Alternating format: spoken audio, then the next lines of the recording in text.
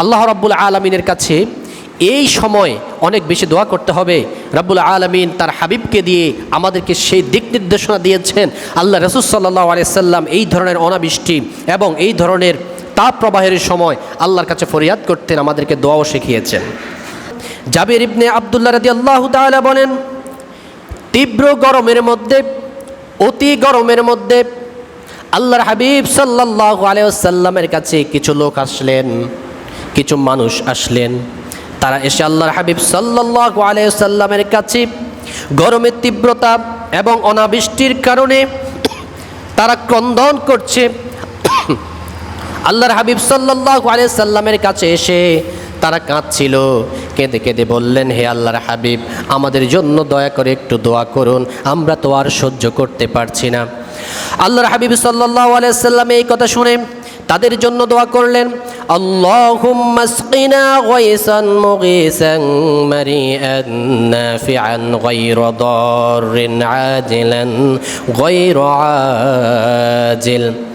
আল্লাহ রাসূল সাল্লাল্লাহু আলাইহি ওয়াসাল্লাম আল্লাহর কাছে দোয়া করলেন, হে আল্লাহ, আমাদেরকে বিলম্বে নয়, খুব দেরিতে নয়, বরং ক্ষতিমুক্ত, কল্যাণকর, তৃপ্তিদায়ক, সজীবতা দানকারী এমন মুষলধারা বৃষ্টি আমাদের জন্য আপনি দান করুন। আমাদেরকে এমন সুন্দর রহমতের বৃষ্টি ধারা প্রবাহিত করুন। আল্লাহর হাবিব সাল্লাল্লাহু আলাইহি ওয়াসাল্লাম আল্লাহর কাছে এই বৃষ্টির প্রার্থনার জন্য এই দোয়াটা যখন করেছেন, তখন সাহাবীরা সাক্ষী দেয়, আসলেই আল্লাহর হাবিব যে আল্লাহকে বলেছেন বিলম্বে নয়, কল্যাণকর দোয়া আল্লাহর কাছে করেছেন, বৃষ্টি দান করুন, রহমতের বৃষ্টি, এমন বৃষ্টি নয় যে বৃষ্টি আমাদের ক্ষতি করবে। এমন বৃষ্টি দান করবেন না, অতটুকুই দান করুন যতটুকু আমাদের জন্য কল্যাণকর হয়। দেখা গেল বর্ণনাকারী বলেন, পরক্ষণেই, কিছুক্ষণের মধ্যেই পুরোটা জমিন আল্লাহ রাব্বুল আলামিন বৃষ্টির, রহমতের বৃষ্টির পানি দিয়ে ভরে দিয়েছেন। বলেন সুবহানাল্লাহ। হাদিসের মধ্যে গরমকে অতি গরম এবং অতি অনাবৃষ্টি, আবার অতিবৃষ্টি, এই সব কিছুকে হাদিসের ভাষায় গজব আখ্যায়িত করেছেন। এগুলি বান্দার জন্য গজব, বান্দার জন্য এগুলো আল্লাহর পক্ষ থেকে একটি আযাব। এই আযাব এবং আল্লাহ রাব্বুল আলামিন হাদিসের মধ্যে এসেছে, যখন বান্দার প্রতি, পৃথিবীবাসীর প্রতি আল্লাহ রাব্বুল আলামিনের ক্ষোভ বেড়ে যায়, রাগ বেড়ে যায়, এই রাগ এবং ক্ষোভ বেড়ে গেলে আল্লাহ রাব্বুল আলামিন এই ধরনের তাপ দিয়ে থাকেন, এই ধরনের গরম দিয়ে থাকেন। আবার অনাবৃষ্টিতে মানুষের মধ্যে ফেলে দেন, আবার অতিরিক্ত বৃষ্টি দিয়েও মানুষকে আল্লাহ শাস্তি দিয়ে থাকেন। একটা কারণে, যে কোনো কারণে আল্লাহ রাব্বুল আলামিন বান্দার প্রতি ক্ষোভ আছে, বান্দার প্রতি রাগ আছে, ক্রোধ আছে। এই ক্রোধ, এই রাগ, এই ক্ষোভ আল্লাহকে, এখান থেকে আমরা যদি ফিরে আসতে চাই আমাদেরকে কি করতে হবে? আল্লাহর হাবিব সাল্লাল্লাহু আলাইহি ওয়াসাল্লাম বলেন, আল্লাহ রাব্বুল আলামিনের রাগ এবং ক্রোধ থেকে বাঁচার জন্য আমাদেরকে দোয়া করতে হবে, আল্লাহুম্মা ইন্নী আউযু বিকা মিন যাওয়ালি নি'মাতিক ওয়া তাহাউলি আফিয়াতিক ওয়া ফুজাআতি নি'মাতিক ওয়া জামি'i সাখাতিক। এই দোয়াটা আল্লাহ রাব্বুল আলামিনকে করতে হবে। অকল্যাণমূলক সব কিছু থেকে আমাদেরকে হেফাজত করো, আমাদের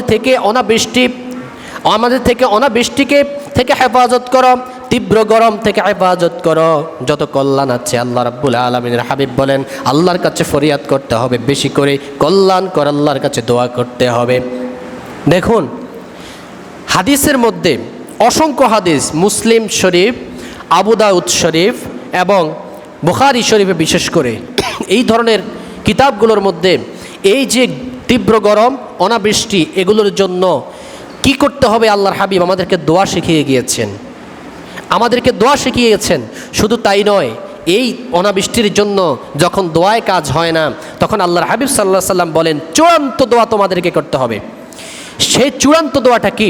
আমরা যখন দেখি আল্লাহ রাব্বুল আলামিনের কাছে দোয়া করেও আমরা পার পাচ্ছি না, আল্লাহ রাব্বুল আলামিন এখনও বৃষ্টি দিচ্ছেন না, এখনও আমাদেরকে অকল্যাণ থেকে হেফাজত করছেন না, তার মানে বুঝে নিতে হবে আল্লাহ আমাদের প্রতি এখনও ক্রোধ আছে, রাগ আছে। এই রাগ এবং ক্রোধ থেকে ফিরে থাকার জন্য হাদিসের মধ্যে এসেছে একটি কাজের কথা এসেছে। সর্বপ্রথম সেই কাজটি কি? দান সদকা করতে হবে। আল্লাহ রাব্বুল আলামিনের ক্রোধ থেকে বাঁচার জন্য সাদাকা করতে হবে, দান করতে হবে। আল্লাহর কাছে প্রিয় এই আমলটি অনেক অনেক প্রিয়, যেই আমলটির কারণে আল্লাহ রাব্বুল আলামিনের কাছ থেকে ক্রোধ দূর হয়ে যায়, রাগ ক্ষোভ সব দূর হয়ে যায়। এই জন্য আমাদেরকে দান খয়রাত করতে হবে। আর সর্বশেষ রাব্বুল আলামিন এর ক্রোধ থেকে বাঁচার জন্য, এই ধরনের অনাবৃষ্টি খরা থেকে, আবার অতি গরম থেকে রক্ষা পাওয়ার জন্য আল্লাহ রাসূল সাল্লাল্লাহু আলাইহি সাল্লাম নামাজ পড়ার জন্য বলেছেন 2 রাকাত, যেই নামাজকে সলাতুল ইস্তিসকা বলা হয়।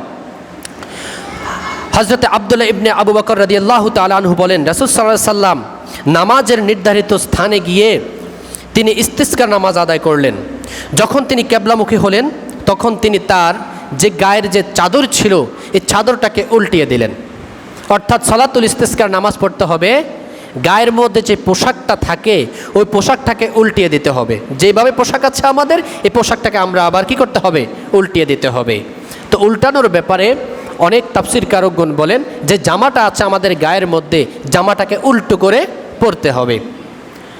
আর কিছু হাদিসের মধ্যে আছে দোয়ার সিস্টেম, দোয়াটা দাঁড়িয়ে দাঁড়িয়ে করতে হবে, এবং দোয়াটা আমরা স্বাভাবিকভাবে যে এইভাবে করি, এইভাবে না করে দোয়াটা করতে হবে উল্টো। অর্থাৎ সব কিছুই হবে কি?